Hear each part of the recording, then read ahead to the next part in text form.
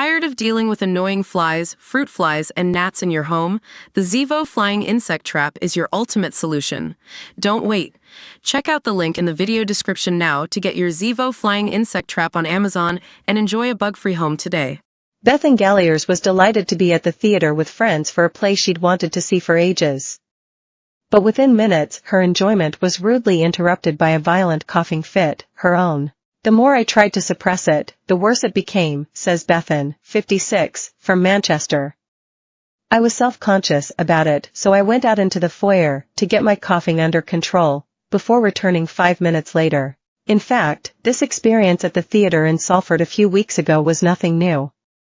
For more than a decade, Bethan has been living with a chronic refractory cough, the medical term for a condition with no obvious cause. It's a common complaint thought to affect 1 in 10 of the population. I cough every single day, says Bethan, a mother of 2 adopted teenage children.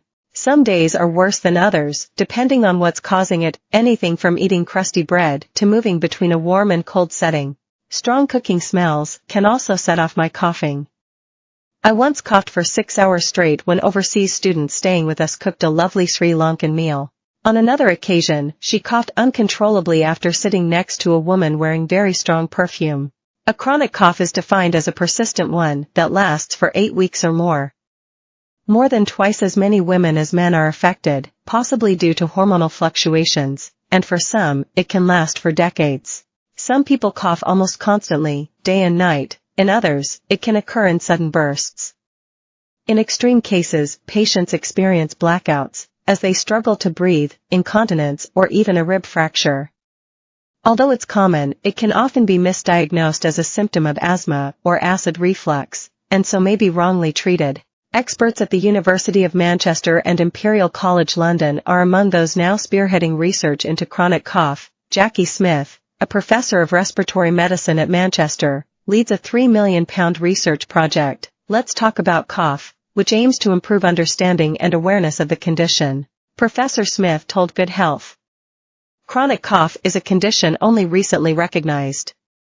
Often people would be told it was nothing serious and they just had to live with it, as Bethan has had to do, until recently. Although she's had hay fever since her teens and is allergic to dust, neither explains the cough that started more than a decade ago and never went away. At first, it was just a bit annoying, but I didn't think it was anything particularly serious, says Bethan, a community health development coordinator. I spoke to my GP on and off about it from 2012 onwards, because it wasn't getting any better. Early on, I was given antibiotics, but the cough continued. My GP couldn't find a reason for it, so I thought I just had to live with it. But it wasn't easy, as she says. Often in work meetings I'd cough quite a lot, especially after moving between rooms, or coming in from being outside, due to the change in temperature. I found myself constantly apologizing for it, and colleagues were always passing me a glass of water or offering to slap me on the back. Since the pandemic, people assume it's COVID, so if I start coughing in a shop for instance, everybody scatters. In fact, emerging research suggests that the condition is caused by a sensitivity of the nerves controlling our cough reflex, says Professor Smith. This explains why those affected often suffer bouts of coughing in response to temperature changes, or airborne irritants such as air freshener or perfume. These trigger nerves in the throat, which send an electrical signal to the brain, causing a cough. Normally this mechanism is to prevent you inhaling dangerous chemicals, for instance.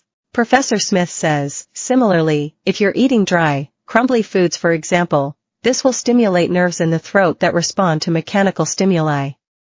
This mechanism causes us to cough, preventing us from choking.